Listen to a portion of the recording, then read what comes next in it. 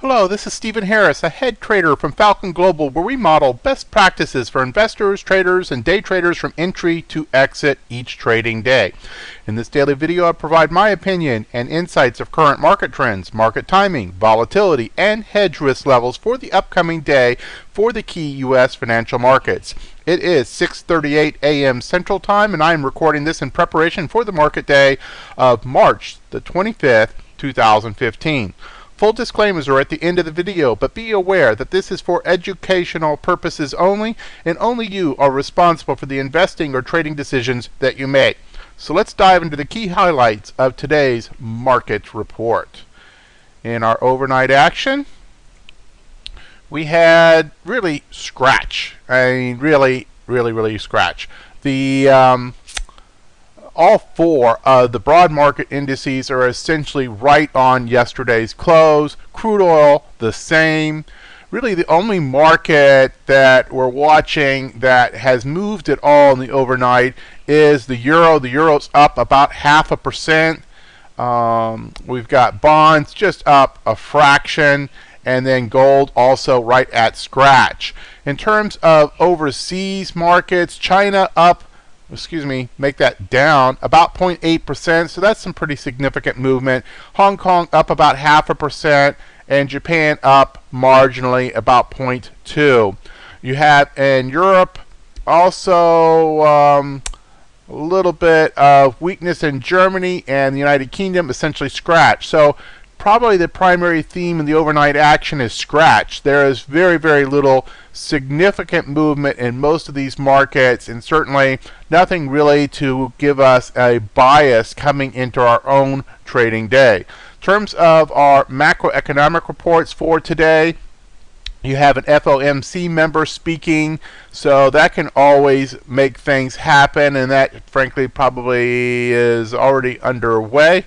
And then you have core durable goods, red flag report, as well as crude oil inventory once the market is open. So a number of things today, nothing terribly busy there though. Thursday, of course, we have all the usual unemployment claim reports, etc. We do have an FOMC member speaking. Let's see, natural gas, if you're into that market. Nothing really terribly exciting tomorrow in the U.S. markets. And then Friday, we have more FOMC members speaking. The value of these, of course, is generally they give us little glimpses into the thinking of the FOMC and allows us to kind of build an understanding before the big meetings kind of thing of what to expect and kind of the direction things are going. So they don't usually have a direct inflection in the market that day, that moment, but certainly can bias things going forward.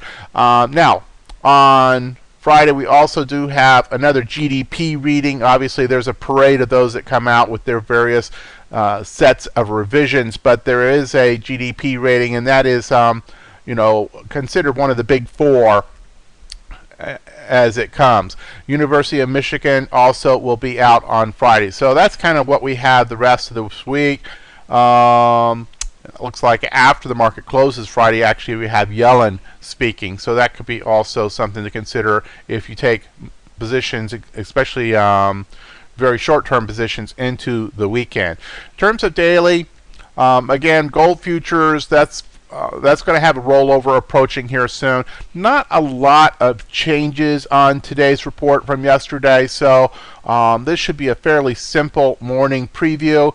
We're still phase 3, higher highs, higher lows. We have not yet established the most recent higher high though, so still looking for that. We've been terribly close, but there could be some topping tails and so forth. We might be setting up for a subtle pullback after a pretty nice run up towards the previous swing highs, but there was not a higher high on the S&P. There was one on the Russell, so keep that in mind. So small caps definitely had a little bit more bullish strength in this most recent action, but we really need to see that higher high. IBD status is still confirmed uptrend, so our investor posture is still very strong, though notice that GMI dropped one tick with the overnight and is now a 5 out of 6, but it's still a buy signal. Active trader market posture is still bullish, and indeed position sizing opinions both for the investor as well as the volatility based active trader are still being called for is up to 100%. Market timing models slightly bullish both on the 1 and 3 day as well as the 2 week. Market postures across the 4 broad indexes all bullish, with 2 of them very bullish, NASDAQ and Russell, though the NASDAQ did have a distribution day yesterday, so that certainly took a little bit of a hit there. We remain at a hedge warning status of threshold level 0 plus, which is normal with elevated factors, and I think we've probably been legitimized with remaining with that 0 plus in the last couple days. We've definitely had some appearances of topping action and set up for perhaps a small pullback. You see we had actually this changed to a 6. NASDAQ had a 6 distribution day yesterday. S&P's at 5. Those are elevated levels and certainly are a risk factor. We also have on our intermarket risk aversion indicators, several are flagging risk off. So there's a number of factors here without even looking at the chart to see these kind of topping tails and so forth that might be flagging a little bit of weakness. Now, that may not come through. We may indeed, in fact, our market timing model is actually calling for slightly bullish in the 1 and 3 day. So as you put all this together, we may just simply see a consolidation in a sideways or time frame pattern that has to play out before we make our next move up. In terms of the sub opinions, option income strategies, VIX is still inside the acceptable window, no changes there, everything's a go. Cover call strategies, equal distribution between in the money and out of the money, put selling. If we do get some weakness, it's probably actually an opportunity, and depending on the individual charts and areas of support that you might find.